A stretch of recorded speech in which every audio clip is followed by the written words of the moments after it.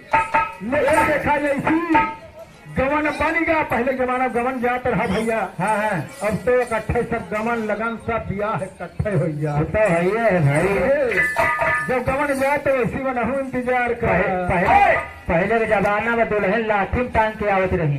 ये भैया वो लाठी में टांग के नहीं आवत रही बाबूजी। हाँ, हाँ। पहले के जमाना में 3 साधन रहा।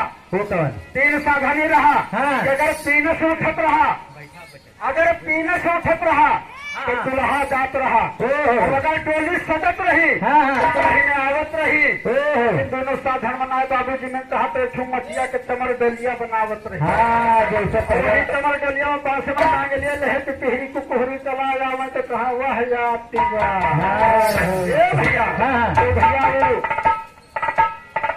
घेटा से टांग के लिए चलावे ना तो बहुत जने हंसबो करे कहन का पीना से डोली हैजा कटौरी का। वैसे हमारे बूढ़ो बसाव टांग के आई रही ना तब पे जाना था। ठीक कहा तोरे बूढ़े के हमें देखे रहे तब हमारे यादव आवत।